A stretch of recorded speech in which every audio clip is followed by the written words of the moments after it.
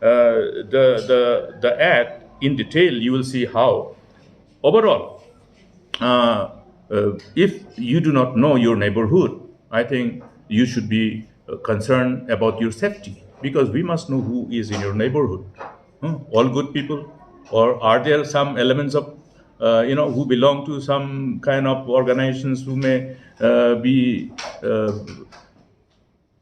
a challenge for the peaceful environment of the neighborhood. All these things are a matter of concern. You are seeing what is happening in USA. USA, who has one of the most stringent law of dealing with illegal immigration, and you try for a visa, do you get easily visa for US or visa for United Kingdom? It is the most difficult job.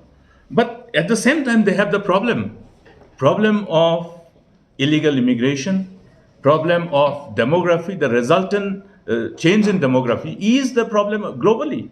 So therefore, this law has been designed in such a way that it can actually, to a great extent, handle this problem.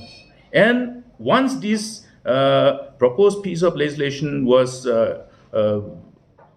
collectively finalized, then we got the approval of the House with the involvement of all the political parties, and we got the assent, and it became an act. So you have the Meghalaya Resident Safety and Security Act 2016. But what has happened?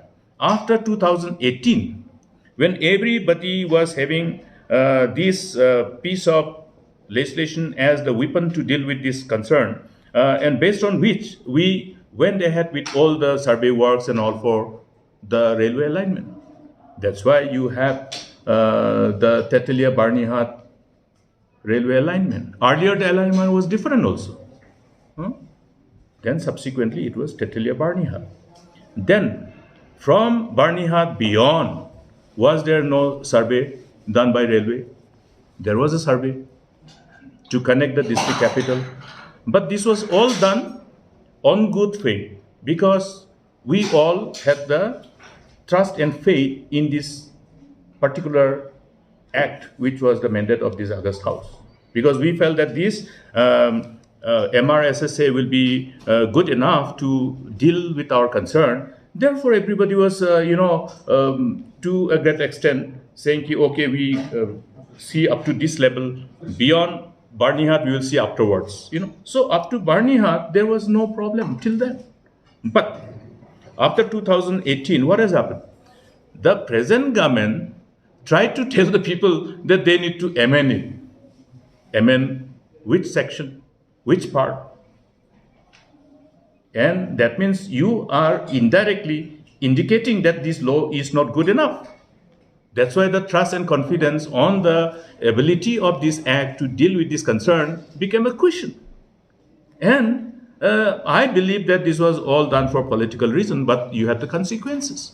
And again, this whole thing was again aggravated by a sudden, unforeseeable new challenge, socio-political challenge, which was an offshoot of the decision to implement Citizens Amendment Act.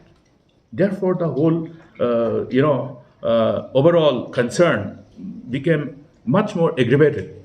Maybe now, because of these, there will be more tendency of people from outside to come and stay and reside and change the demography of the state. So there are all kind of other factors also which have worked on this whole. Therefore, it is necessary for us to really discuss this issue with all the stakeholders, with all the civil society organizations who are flagging their concern.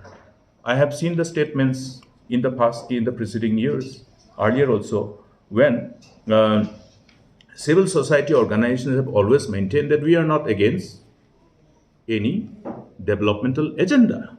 But until such concerns are addressed, it will be difficult for us to agree, because our apprehensions are not handled, and the apprehensions are not being addressed. So this is something which ultimately creates a sense of responsibility that we need to discuss. We need to take everybody on board and find out the concerns and ways and means to deal with these concerns. I think that is how it should go. There is a move to connect to